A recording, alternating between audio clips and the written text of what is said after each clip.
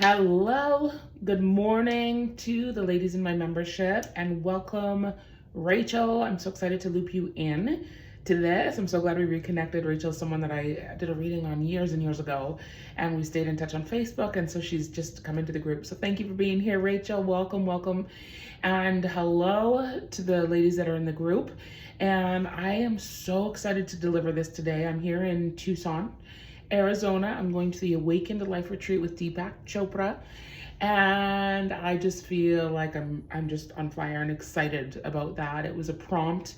As you know, I am big on following the prompts. I believe that we definitely, without question, have an inner radar and a downloaded map in our body, and it knows the way. It knows the way, and I live by that as living proof of concept that it knows the way. For those of you that I feel guided to share this, even though I generally will do these readings specifically for people in my membership. For some reason, it came in today, speaking of guidance, it was like, just share this one so that people can get a little taste of being in a membership and what it's like. So we do these readings every week. Most of the time, I actually just pop a voice note and an image of cards that I pull or whatever I'm getting as a message for the group, and I pop it right into your cell phone. So it's really, really easy. So I just wanted to put that out there and let you know that you're welcome to join. It's a beautiful way right now to stay tethered to community.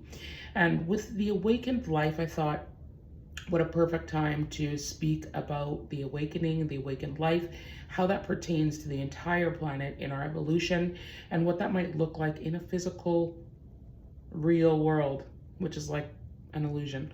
I always say that our world is an illusion, in the sense of the way I explain it sometimes to people is that we are a moving canvas, a projection or a holographic field, kind of like the avatar, right? There's another part or another version of us out there, and we're in this physical reality, creating from this broader perspective. And I feel like this conversation is really normal. I feel like, does anybody not get that? But I realized my whole life I've been like, ugh, you just don't get it. And I believe now we are on this precipice of getting it. So with an awakened life, and I'm talking from a place of deep experience with getting this guidance in my very normal world, about to get married to my partner in Mexico many years ago, and getting this legit awareness that was like, call off the marriage.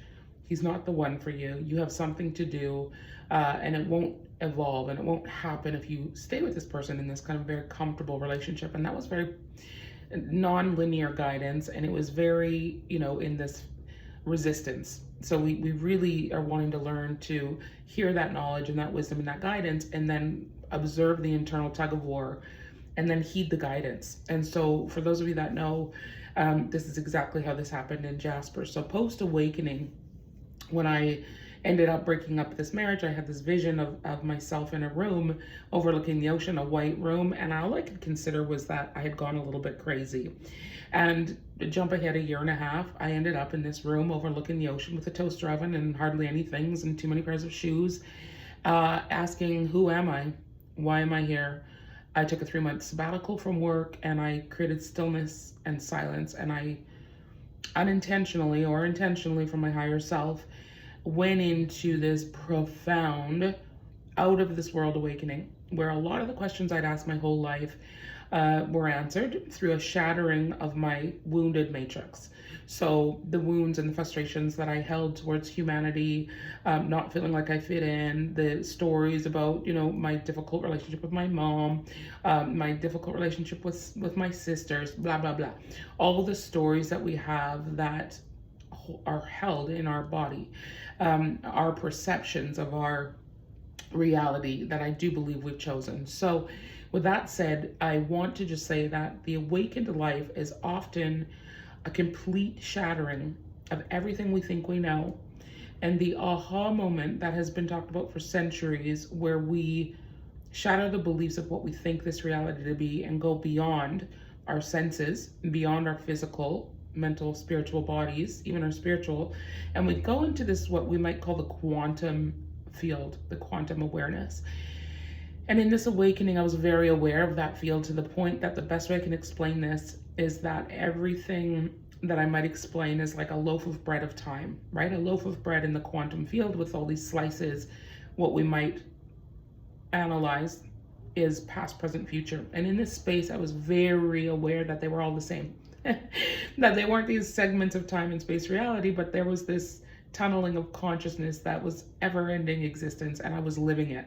And when I say living it, it was almost like another part of me. And back in the day, people were saying this was walk-ins or step-ins, like it was like some alien extraterrestrial popping into my body. And what it essentially was a part of my higher level consciousness popping in, I believe, to keep me here, because I was really struggling.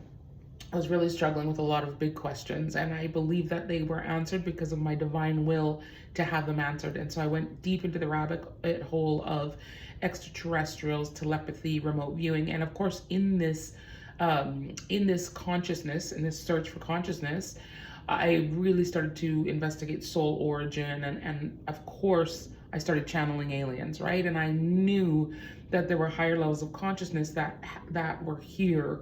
And we see this now. This was quite a few years ago, but we see this now with, you know, Bashar, and many of us are channeling higher dimensions because we need it for our evolution. It's really part of the program, beyond this matrix illusion of our physical, emotional, wounded nervous system body. So the non-physical body.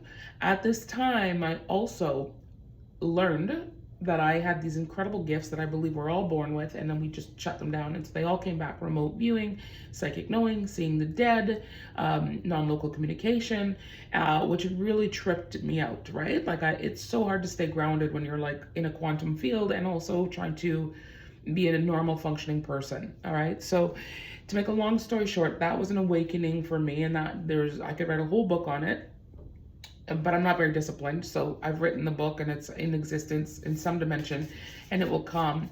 And so funny, I tether to the cards when I feel like I'm floating out, because when I speak of this outer body experience, as well as a couple outer body experiences where I went out of the emotional body into no space, no time, and a floating awareness beyond the emotion, it was so beautiful. Now, I was guided after that. I got very clear with spirit what I wanted my life to look like. And it was as simple as saying, I want to stay in really nice hotels. I want to have a lot of time to write, and I want to have a lot of time to do yoga. And I kept receiving this awareness that as I stepped into my spiritual leadership, I had a big purpose to fulfill, and that I would really have to start caring for myself in a different way. And I'll tell you how that went in another time.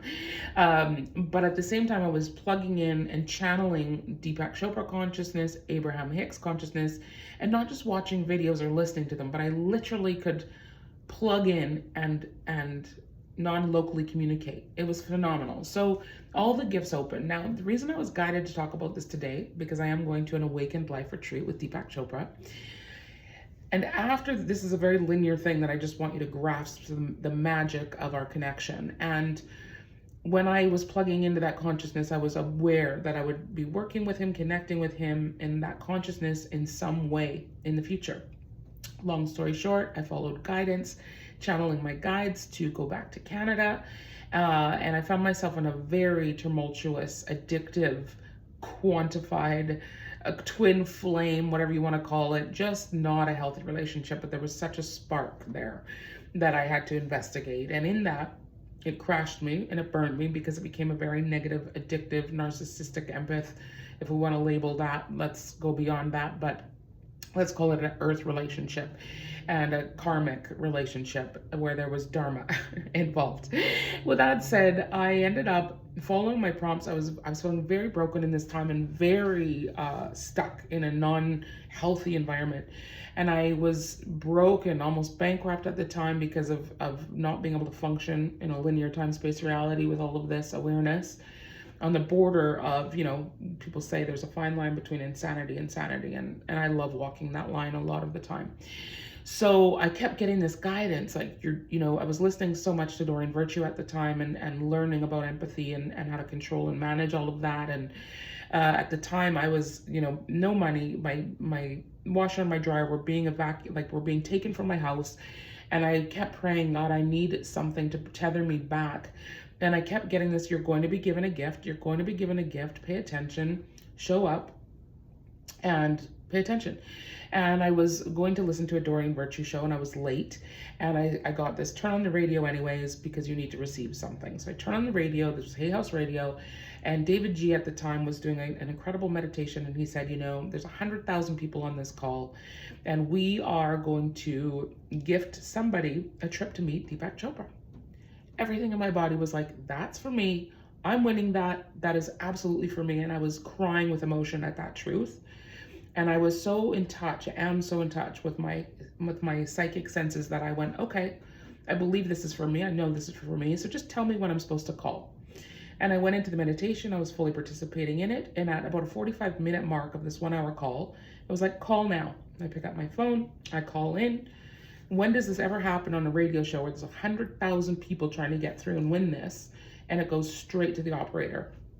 And they say hello, and I'm in another reality at this point, obviously. I'm like, I am in a time-space reality, quantum leap, and this is being given to me. And I cried tears of relief, and I won this trip to go meet Deepak Chopra, and Dora the Explorer was on a new trajectory of belief, of miracles, prayer, understanding, being in the right place at the right time, listening, intuition, and receptivity. There were so many things involved in that. So when I use the cards, the reason I use them still, because we don't need tools to remotely view, to have telepathy, to have quantum shifts, blah, blah, blah. But what I find is that our logical self that has these programs really likes to like a tangible thing. So I can explain to you this most incredible art piece, and we see art. When I explain a piece of art to you, it's one thing that your body can perceive and imagine, which is our beautiful way of communicating. But when I show you the cards, it's like, aha. And so what I realized the longer I did cards was like, what comes first? I started giving people readings, cold readings with no cards, no tools. And then I would use the cards and it would be like, oh my God, you just said that. Or, oh my God, you delivered that. And there it is. And I was like, so what comes first? Is it me creating the energy and the story and then the card agrees with me and it shows up? Or what many of us believe or think is it's the other way around. We need the tangible before the non-tangible. So this is so much about what my teaching is hear the prompts, listen to the crazy things, and your job is to just go and do it and to show up and not worry. Sell your house, something's gonna happen. If you don't sell your house, the universe will decide for you. And then I say to my husband, we've got to sell our house and we have to do it before this date. And I insist upon it. We sell our house, and the very day it's sold, it burns to the ground in Jasper, Alberta. So I live my life in this crazy way. Not everybody gets it. I really don't care if people get it, but my purpose is to help you tap into that reality. So this card, of course, is one that I pulled yesterday, and I pulled it for a client who came to see me for a VIP in person in Wetoko. Patty, she's a client of mine for many, many years. She's come to a couple of my retreats and I love her. And I'm not going to go there right now. That's for another time. But being in person with her was heavenly to me. Working with me in person is very recommended if you're looking for that really profound shift and you need someone to kind of hold up a lantern on your path and activate you into this higher version of you. You are already getting your own answers 100%, but I believe that we are going to be awakening our psychic senses, our telepathy, our remote viewing. We all are feeling something massive happening, and we are no longer on the cusp of the thing happening. We are in it, which is going to bring up a lot of stuff for a lot of people. So you might want to come into my membership so that you feel tethered, that you have a community, that you have a conscious awareness community where we're really working to be at ease with these wild changes that are going to happen, so that we stay tethered and grounded in our body, but that we can really blow our minds open with what we think we know and go beyond. All right? So being called, this is the card for the group. This is one of my most non-linear cards. So you'll see, and this is everything that I'm talking about, there's a door and a portal to this profound mass consciousness. And she feels or looks like maybe she's small, but she's got her scarf in the wind. This is my Grandma Terry scarf. She comes with me. This is my tangible way of bringing my grandma, because she really had dreams and desires to travel, and she was a war mom. And I love her soul, her spirit. I get goosebumps when she's here with me. in this always with me, because we are all one. And she's just so tickled with the life that I'm leading. And she's one of my big cheerleaders. And before I get overly emotional about it, it's beautiful to know that, again, we look for the tangible thing to keep us tethered, right? This scarf, and here's this woman. So this is also connected to you, to me. We are one. As we follow these prompts that make no sense, we go beyond the senses of like, I feel guided to go to a Deepak Chopra event because I've been channeling him for so long and going through my second awakening with his AI chatbot, which is a whole other thing that I'll talk about also. Now, channeling this insight and this information for this being called, this is about soul gifts and training. It's time to step up. Where in your life have these golden nuggets made a storyline that we are in the physical world, where our consciousness is directing us somewhere? Is what is our dharma to fulfill? What is our purpose? Why are we here? When we are tapping that out or putting that away, it feels like shit, by the way. I've had various episodes of depression, and what I realized depression is a reasonable reaction to the world that we have created, where we repress our grandness. And if you know about quantum bodies and our expandedness, through any means of your meditations or your awareness or psychedelics, you will know that massive truth of oneness, of peace, of equanimity, of non-duality. These are all big buzzwords now, but to have an experience is what we want to bring in. And then listen, going to the Deepak Chopra, selling my house, going to Paris with Marta Hobbs. And my logical comes in and goes, well, you can't afford it, or what about this? And we got to really get so clear with that voice and know the ego voice and know the spiritual voice. And the more we can move with our spiritual voice and our spiritual body, the better we're going to be able to weave this new world of consciousness. And I'm so bothered, like my perfectionism is like, I tried to cover up the towel on the TV and now that's bugging me. Do you see what I mean? So it's like these little distractions of our physical reality, and we are hyper distracted. So how do we get centered and calm? Come into that place with me right now. I'm going to channel for this group, but this is what I wanted to open with. What I'd really love for you to do, because honestly, presence is the biggest gift we can give ourselves in these times, and really become practice in silence. Feel free to just put your hands on your sacred heart and your physical heart, and just breathe with me as I can see all the energies expanding and coming open. Now I'm really going to dictate this to the group, the women that are in the group, but I also know how cosmic consciousness and oneness works, and no time, no space for my readings.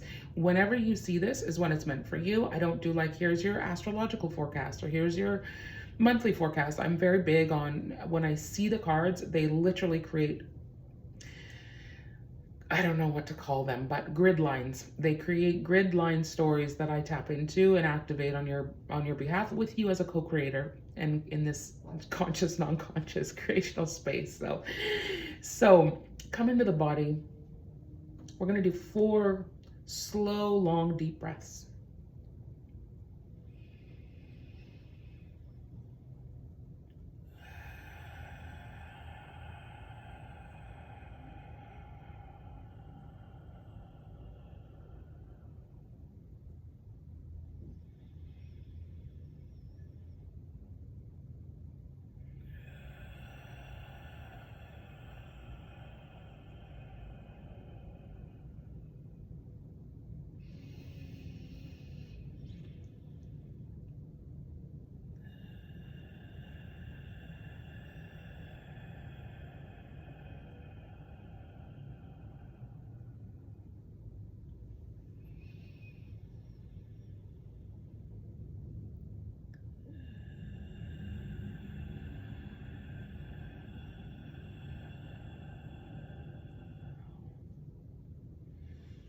And that's all you need.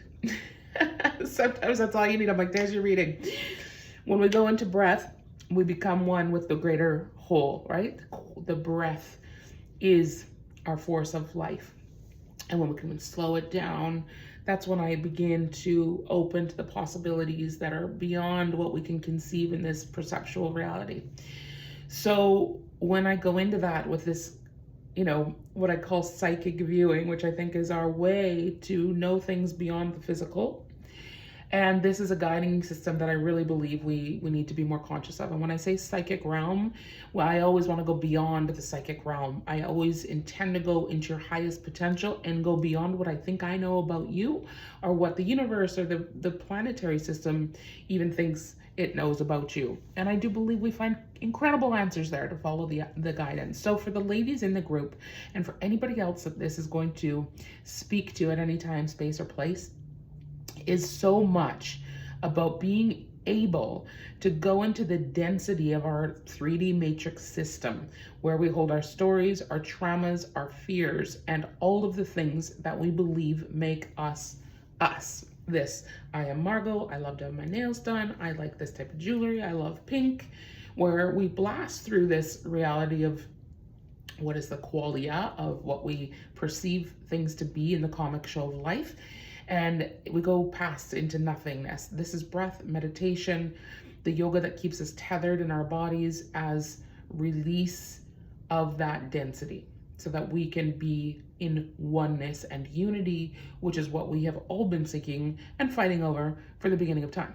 So when I asked, how do we end a war? How do we end karma? How do we come into harmony in these awakenings? The biggest wisdom that I received was, well, primarily stop killing each other, very basic things. Because when we kill each other, we are releasing a life force plan that then forces us to reincarnate because we didn't complete our mission. So this reincarnational karmic cycle will keep going until we stop doing that. So why does it become important that we wake up consciously? Is so that ideally we stop killing each other. So how do we stop killing ourselves? How do we stop killing ourselves? We have to go into that inner tug of war, that inner place of ego and spirit, and find neutralization, where we can seriously get clear on what we want to see in this world. And that becomes a very internal journey. Change your inside, your outside reality changes. I know that we are doing this as a conscious planet, and we need to stop seeing each other as separate to do that. So to make this a little more practical for the group, I know a couple of you are in major life changes. This is the way of the new world. We are literally in major life changes that can look like a life crisis, an identity crisis. And this is the awakening, is the proverbial midlife crisis for the planet. Is, who am I? My life could be over. What am I doing now? And we wake up to, oh my God, we only have so much time on this planet. And we are here to ideally leave a legacy, create our vision, our mission for ourselves, birth the children we came here to birth, and ideally raise them with new concepts. The new kids coming in are going to have gifts that are out of this world, and it's going to be our jobs as stewards to lead them with these gifts. And we're going to see that the old crows, bless the ones that are doing the magical, powerful work to bring higher level consciousness, but the ones that are dominant in old systems will eventually transform into spirit bodies, and then the new age is going to lead, right? And we've been talking about this forever. So as parents, it's really our job to reparent ourselves, to address our traumas, to follow the bliss of our soul, to find the stillness and calmness of our desires, and to follow them intuitively even when they don't make sense. So for those of you that are having these major life change, life crisis, and you're like, nothing is freaking working, trust that it's all working. It is all working, but we need to get clear on centered and surrender into the sweetest moments, meaning life should be more fun and more light. We really, really need to start being aware that this is a playground. This is a playground. And in a playground, you don't want to be killing each other. Do you know what I mean? It's like, I want to go play with other kids and go down slides and go on swings and explore. And the minute we take a knife out and hurt or harm another person, then we're repeating a karmic cycle.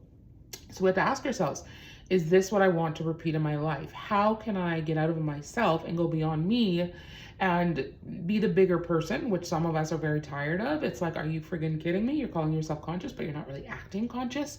That's a judgment. And then it hurts you and reflects back to you. So as we all mirror each other in this beautiful disco ball, there's a lot of self-responsibility and a lot of need for us to go outside of ourselves. Is how can we serve the world? How can we be our best human? How can we be conscious of what we're doing, of our power, of how we affect and influence other people, how we treat other people. I wrote an article for Brains magazine about authentic business. You'll be able to watch that coming out. But surrender to the sweetness, Venus energy, pleasure, joy, make love to life. The simple things, right? Make love to life. How are you going to show up and follow a desire today, no matter what that might be? Really ask yourself what your body wants or needs, and just give yourself the permission to receive it. So much receptivity. For those of us, this is coming in, those of us that are natural givers, we are really being asked to be feminine and in receptivity. This is like such a global thing. It's a lot harder for us than it should be, in my opinion. But I'm not going to go into that right now because that's a whole conversation. This month in the membership, what we're going to be doing is getting very clear from our psychic senses, which is the viewing aspect that connects us into our internal map. Okay, so I'm going to wrap this up because I'm getting so much for the group, which is what we're going to do and focus on in this month's membership.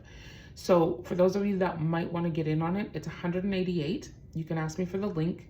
If you want to come in for March, I have some people coming in for March. It's $111 before the month expires Earth time. It's just an opportunity for you to stay responsible for your timeline and go, yeah, I want to get in on this. Now, what's beautiful about the membership is we're holding each other. We really are going to need community more than ever. There's been some resistance personally from my online connections because I really love in-person connections, and I think we need that. Hence me being here right now. I want to be in the in-person environment, but non-local communication, digital dharma, it's a thing. We're rewiring the entire brain, you guys. So these connections matter, all right? So one more card for you guys, whatever it looks like to you. I know a couple of the ladies in the membership, you're like, my life is falling apart. How can we like sit there and just watch it all crumble and just be like, okay, I got my body, I have my health, I have my wellness, and know that your health and your abundance of your true wealth in your body is all you really need. I mean, I love great hotels, luxury lifestyle. I do whatever the heck I want. I don't let anything stop me. I encourage you to do the same. But if it's all crumbling and we have nothing, what you have is you and a global community. And if it's nudity and you have a pair of shoes or even not a pair of shoes, you're good. Really, you're good. Now, as we break down all of these things, and I can speak to this with, Jasper going on fire, it is the ultimate destruction that makes us wake up to the power of our being and our innate awareness. It's very easy to say like, oh, if I didn't have this and I didn't have that and I didn't have, like the Gucci bags in the hotel and the fine meals, which I really feel we're meant to live in abundance. But if we didn't have that, how would you be? And it's so easy to be like, I'd be fine, until you're actually tested with it, right? Until actually you have no possessions or no home, and that is a whole different ball game. So a lot of us, oh, I've never pulled this card to get to before. Here's this beautiful woman floating in a bubble of consciousness or higher level consciousness beyond what we can even conceptualize, learning how to be human. So many of us that's 100% right. I'm learning how to be human. I am not a human. I'm a hybrid. I'm a being that exists in the ethers. We're learning how to be human, and that's not an easy ride, but it evolves us very quickly, so we believe. So in the world, but not of it. That's the closure message for this beautiful group. This is so much of us who feel like we're lost, like we don't fit in, like we don't belong, like we're just gonna float in the desert of the void for the rest of our lives. And if you felt like this even coming into the planet, where you remember potentially being squished into your beautiful mama's body and birthing, and you cried because you came into that emotional reality, and the emotional reality can feel so bloody limiting, can't it? How do we move beyond our emotions and know that we are more than our emotions? And in truth, we are learning how to be human, to transcend the human limitation and we are in the world but not of it. There's your reading for today. I love you guys so much. I'm gonna pop in a little extra bonus message for the group, but I feel like this one's meant to go for everybody. Love you so much, and I'll see you in the membership. And I'm off to meet Deepak. And this time I didn't win. I made the decision, and I'm so excited for whatever's going to evolve. And I have some really beautiful intentions in complete detachment to how it needs to play out, expecting better than my intention. Love you. Bye, guys.